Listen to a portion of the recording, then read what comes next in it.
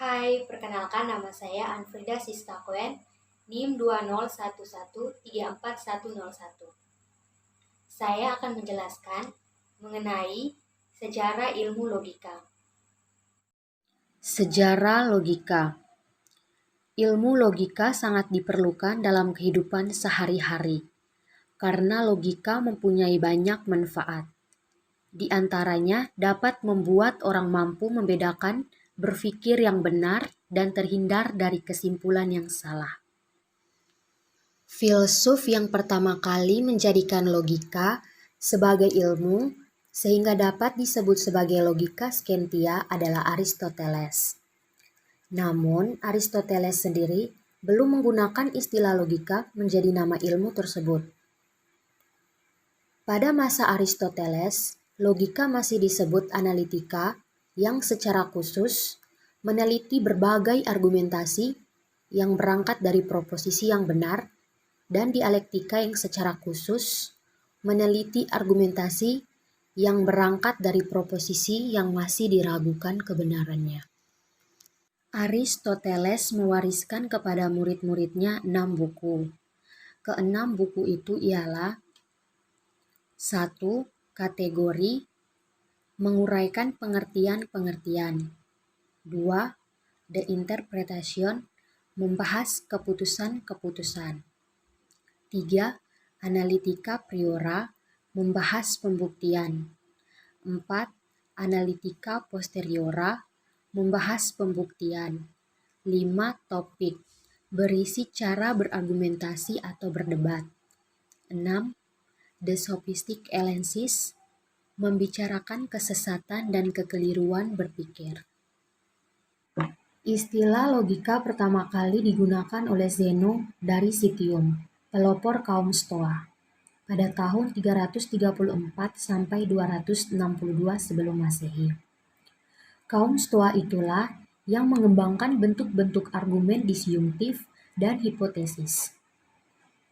Puncak kejayaan kaum Stoa ialah ketika Chrysippus menjadi pemimpin mereka pada tahun 280 sampai 207 sebelum Masehi. Chrysippus merupakan pemimpin yang ketiga dan terbesar. Sehingga lahirlah suatu ungkapan yang mengatakan, tanpa Chrysippus, Stoa tidak akan pernah ada. Chrysippus mengembangkan logika menjadi bentuk-bentuk penalaran yang sistematis. Kemudian, dua orang dokter medis, Galenus dan Sextus Empiricus, pada tahun 130 sampai 200 Masehi, mengembangkan logika dengan menerapkan metode geometri. Porphyrius pada tahun 232 sampai 305 Masehi, murid dan editor karya-karya tulis Plotinus, membuat suatu pengantar eusagoge pada kategori Aristoteles. Eusagoge Porphyrius itu diterjemahkan ke dalam bahasa Latin oleh Boethius pada tahun 480 sampai 524 Masehi.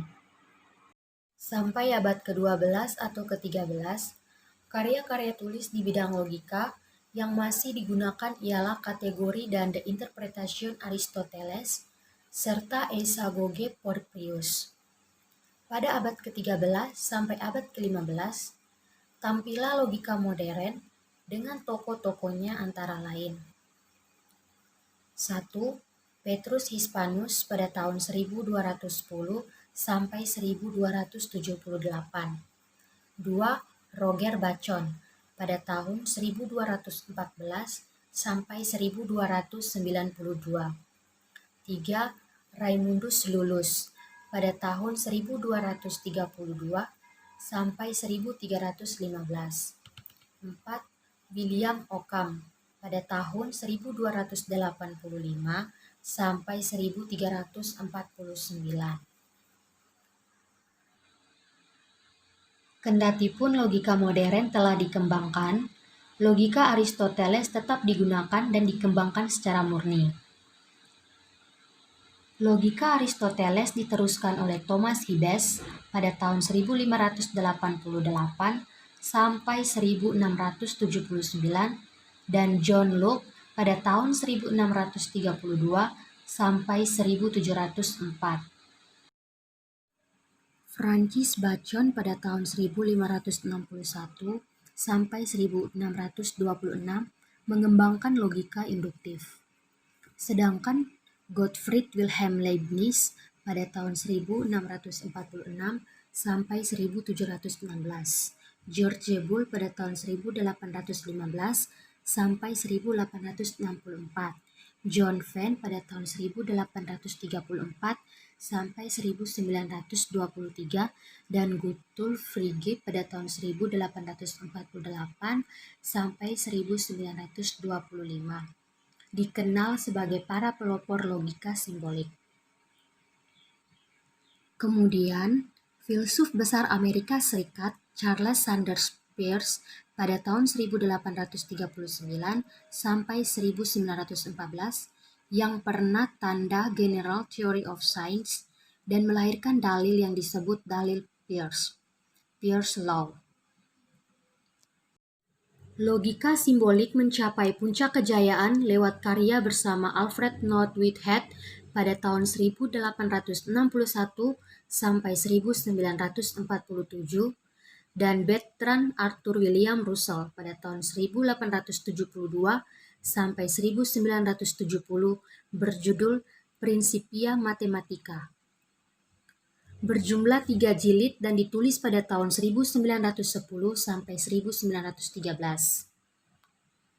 Logika simbolik diteruskan oleh Ludwig Wittgenstein pada tahun 1889 sampai 1951, Rudolf Carnap pada tahun 1891 sampai 1970, Kurt Gödel 1906 sampai 1978.